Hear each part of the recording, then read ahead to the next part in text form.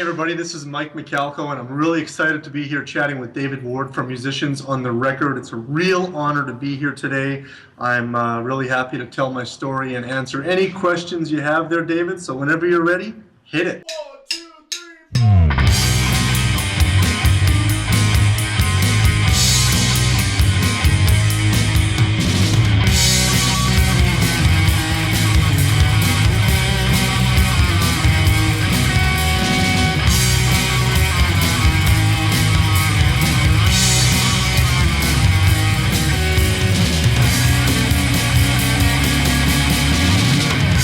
This is huge, Musicians on the Record. Bring it on. Let me ask you, I put out on Facebook a couple of that we were going to interview and ask people to write in some questions for you. And you got some fans all over the world. I didn't know if you know that, but if I can read some of those, and no trick questions here. Karen DeRosiers McKinnon asks, what's your favorite hockey team? Do you know Karen? Karen is a Drumeo member, and we just went to a Calgary Flames game versus Vancouver because my cousin is the head coach of the Calgary Flames. Oh, wow. She's a monstrous Flames fan, so I had a chance to, we went and met with my cousin, and she got to meet 3 of her favorite Flames. Karen, I hate to say it, it's not the Flames. I haven't really been following hockey as of now, but I have to say, if I had to pick a team, and she's going to kill me for this, it's the Edmonton Oilers. Okay, good team, right? Well, they have an Alberta clash. Like Calgary and Edmonton are both in Alberta. One's south and one's north. And I know she's freaking out right now when she sees this. But my kids love Connor McDavid, and they know that I'm in Edmonton 4 or 5 times a year, and there's an Edmonton connection, and I spent a lot of years there. So I think Edmonton. I'm gonna go with Edmonton. Yeah. But I don't know. I'll stay with that because I switch teams like I. Okay. It's great. We're going with the Oilers, though, for now. So, and then another question, and I'm sorry if I'm getting his name wrong, but I'll do the best I can. Philip Demasure asks, or says, "Hi, Mike. Not so long ago, I started to drum." He's also a Drumeo member, and he takes Jared's course, the Independence course, I imagine. He follows the lessons with you and Dave and takes a weekly lesson here in his town in Belgium. Ooh. Yeah, from Belgium. Very cool. Everything goes well except the foot combinations, and I'm not sure specifically which one, because there's a lot, obviously. He said the right one, but mostly left. His left foot, I'm imagining. I know it's a training issue, but I'd like to know, when did the hand-foot combination start to work for you, and what specific exercises would you recommend to improve this important skill? Yeah, okay. Hey, Philip, how's it going, buddy? It's interesting because we're talking about the forgotten foot, okay? Yeah. Not so much. I think many years ago there was sort of the forgotten foot. It's almost like if you didn't play double bass, a lot of drummers weren't doing much with the hi-hat, just keeping it closed as we play. It was that limb that we all feared. Like, what's this strange limb going to do for us on the on this instrument? And it's funny because when you look at my kit, I've got 3 pedals on the left and 1 on the right. Wait a second, how did that happen? It's truly a mindset, and you got to say, you know what? This limb has to be independent from everything else. Yeah. I mean, they're all independent, Right. but the right hand has a specific job. The snare drum has a specific job for the most. We're just talking about groove playing at this point, right? Yeah. I'm not even talking about rudiments or anything like that. So if my left foot needs to do something in particular, like play quarter notes on a cowbell or 8th notes on a hi-hat or E's and O's if I'm playing double bass, you just have to force yourself to do that. So I think I got to the point where I said, okay, what's most important? Now, I wasn't playing double bass when I first started playing, and I didn't have a left foot cowbell until I saw Horatio Hernandez do that back in 1997. Wow. It was the hi-hat. So I had this wonderful pedal that you spend all this money on, so the cymbals would Yeah. and I would see drummers playing time, like just. So I figured, most of us do that when we're listening to music or we're sitting in a club or somewhere tapping our foot. So I just started tapping my foot on hi-hat. And then I wanted to see if I could just play around the set. Nothing else, no bass drum. I just wanted to see if I could do single stroke rolls, double stroke rolls, paradiddles, some random flams, some random rhythms, without this stopping. I found that, wow, it felt like, wow, this is independence, you know? Yes. And when I put both feet together, I was like, okay, that's cool, but how can I separate that? Yeah.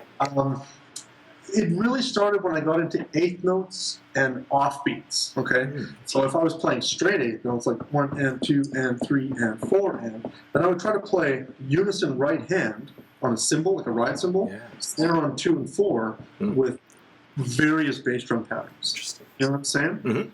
Like I'd be playing hi-hat, and the ride cymbal would be playing the same rhythm, snare on 2 and 4, and then I would just take random beats that I could play with my bass drum and see if I could squeeze them in there. Yeah. And some of them worked great, and some of them had to be forced. But then I realized the ones that were sort of forced, like, how am I going to do this?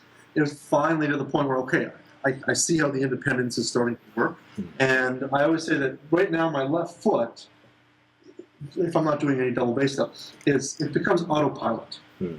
You know, which is so great. And there was times, I don't know if I can play something. Please, yeah, please. I have a cowbell. You probably can't see it where the camera's set up, but I have a cowbell. I love my cowbell with my foot. I just love it, okay? And there's times where if we're playing with the Santana band and the percussionists are playing congas and timbales, we need,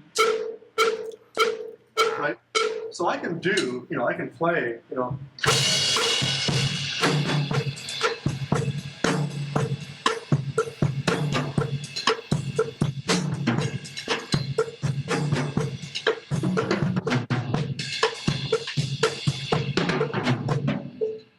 so something as simple as that, you know, just being able to have that quarter note playing on that cowbell was important. I mean, I learned that many years ago and I still use it to today.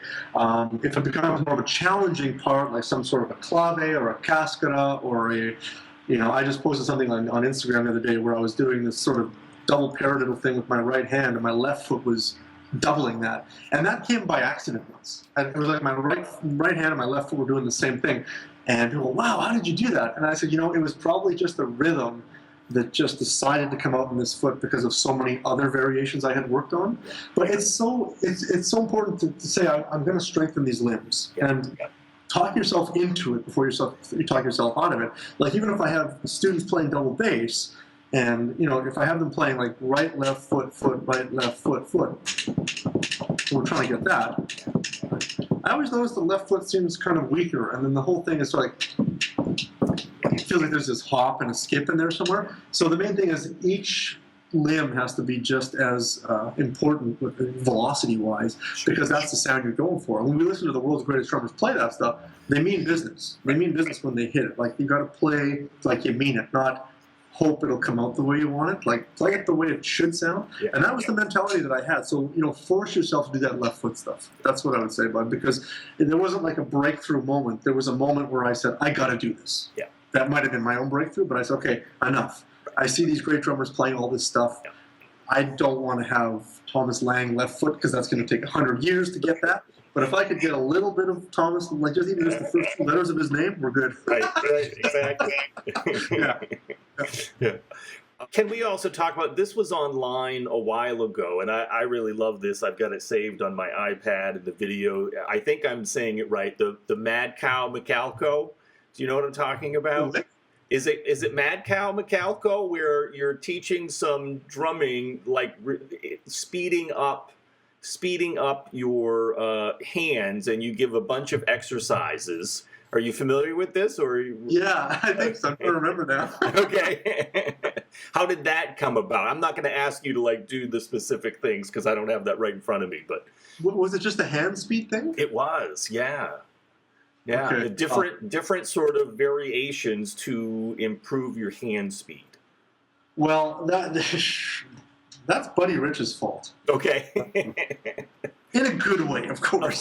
Of course. But you know, when you and of course, I'm trying to go back and get my traditional grip to where my matched is. That's going to take a while. So this is still a work in progress. I play traditional grip for brushes and for slower jazz, but it'd be nice to do like some full-on drumline stuff with the left hand. So that's sort of everything I'm doing now that's sort of snare based is traditional grip. So don't feel you have to do that. Like focus on one. And I try to get my students learning match grip. If they want to do traditional, I try to talk them out of it unless they're doing drumline. Okay. You know? Well, the reason being is it's a tough grip to really match. Yes, it is. I'll be the first to admit that. Yeah. There's drummers that can do it unbelievably, as we know. Right. But it is a whole different animal. Yeah. Like, I find that most drummers can get the match grip thing happening, and also they're focusing on a right versus a left, as opposed to a right versus a whole different scenario. Right? Yeah. Each to their own. I love both, but I generally try to teach the match stuff. I won't teach traditional until I get my left hand to where my right hand is. So, coming soon to listen near you. There you go. So when I was watching Buddy Rich play on a video once, never met him, never got to. Yeah. Died the year I started playing drums. So I'd see him play, and if my left hand was traditional, which I won't play, I would see him play singles on the snare, and it would get faster and faster and faster and faster and faster to the point where something just took off. And that always blew my mind. Yeah. I was like, oh, that's so cool. Right. But of course, as you know, Buddy didn't teach in his videos. It was just performance video, right? And what I started to realize, because I've always been one of those analytical people. Unfortunately, my brain is always going. Some people think that's great. Some people don't think it's great. I don't know. I don't know what I think, but I'm always thinking. And I was sort of like, what's he doing? What's going on there? And I noticed that the hand angle had changed, right? With his right hand. It had gone from more palms down up into the French grip. Yes. Which was utilizing fingers. Now, Buddy had superhuman powers, right? That could do stuff. But for mortals like ourselves, I realized, well, what's going to work for me? Because I don't have the magic Buddy Rich drink that I can just drink and woo, I got it. So, I started realizing that it was the fingers that were moving the drumstick. It was this.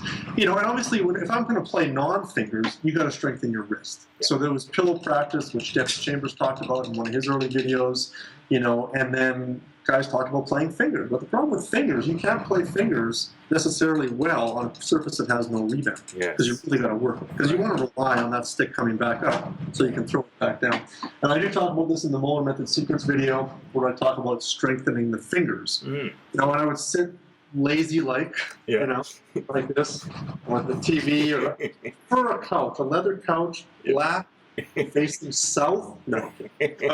But anything with an armrest like this, where you're not having to hold your arm up, because holding your shoulder up is going to get tired after a while. We don't drums like that. So I would be watching TV or laptop with my left hand or the Twitter, and I was just working on finger control like this. That's great. And I would do left hand, and sometimes I'd do both, Then I'd get onto a bus, and I'd do this, and then everybody would clear away from me, which was really nice, because I had my own. Right. I'm joking.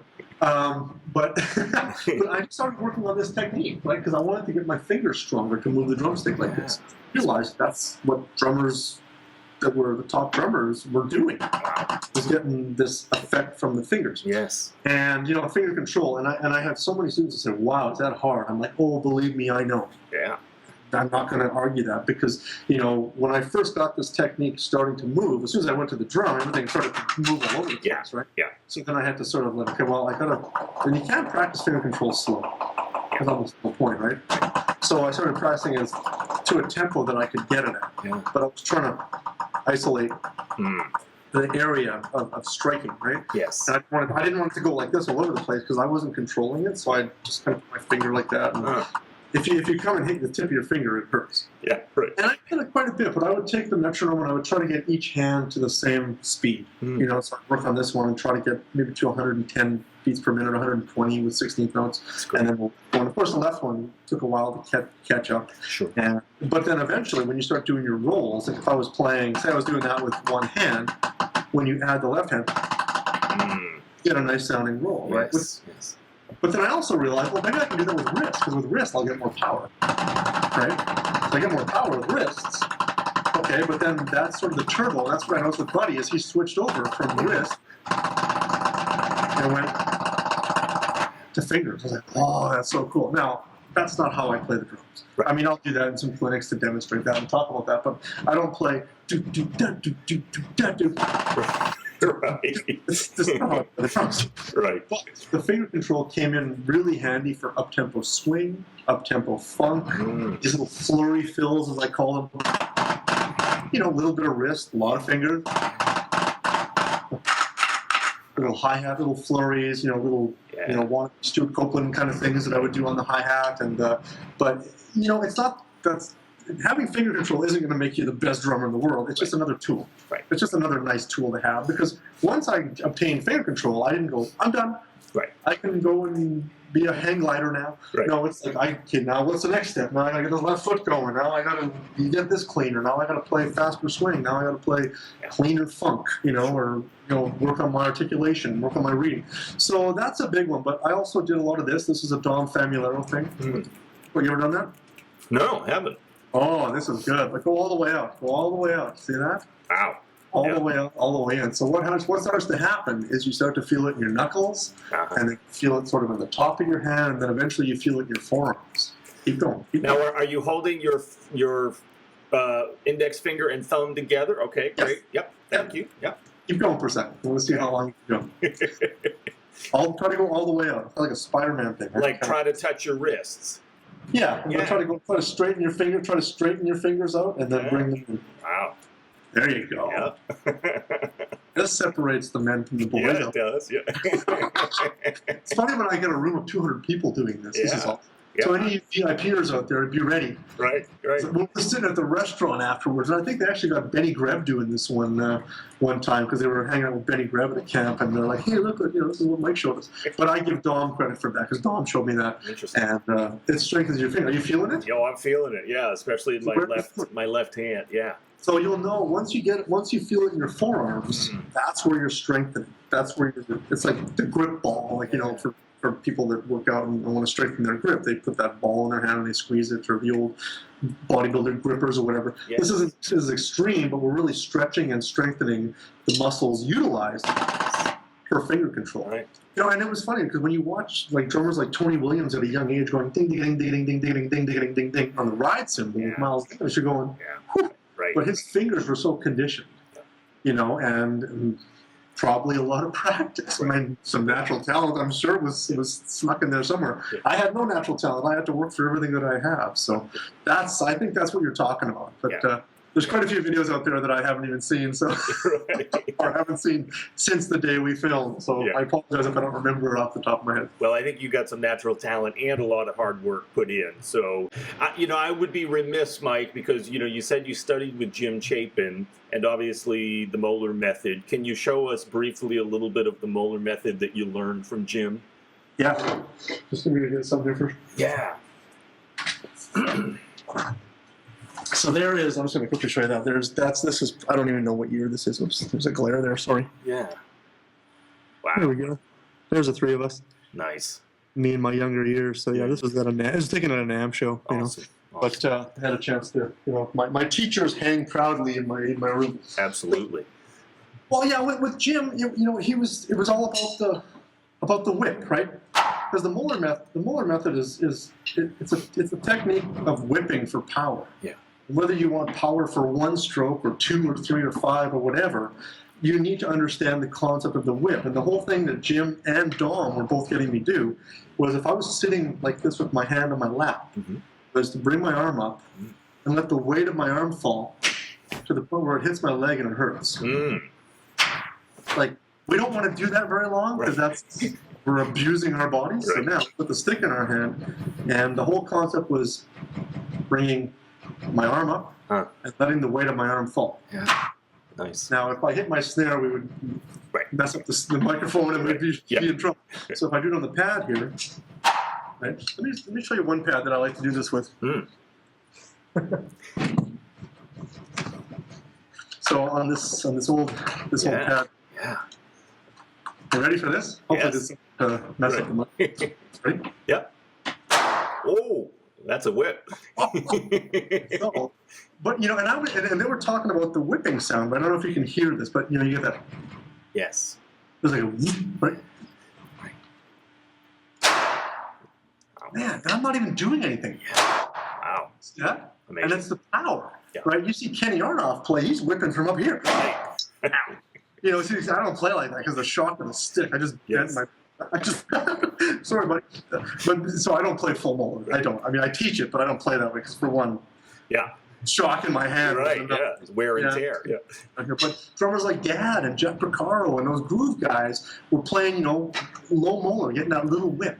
So that was the biggest thing, was understanding the whipping motion, right? Because, if I want two, right? Right now, so if I whip too hard, the first note may be louder than the second, so you got to learn to control with maybe a push-pull technique. That's a whole different lesson. Sure. We'll do that next week. Okay, do it next week. But no, the biggest thing was understanding the whip and getting the motion and try to relax and get energy or motion and power from the least amount of energy. Now, keep in mind, when I started with Jim, he was in his late 70s into his early 80s. Yeah. This was an older man. Sure. And he could break a drumstick if he needed to. It's a lot of power, right? On will. Yeah. And I don't know too many 80-year-old men that can go, and I'm going, what's going on here? So it blew my mind. I'm going, I'm not going to get into a fight with you, man, because you're going to kill me. That's right. But no, that was the biggest thing, was understanding the motion of it. So when you need that power, you don't need to get bigger sticks or turn your sticks backwards or start pounding like a caveman. It was really about exerting the proper whipping motion from the wrist and the weight of the arm. That was the biggest takeaway for me. It was tons, but that was a real game changer for me. Great. Thank you for that. I definitely appreciate that. Yeah. A lot of wisdom from those, teachers, right? It's amazing. So, Unreal. Yeah.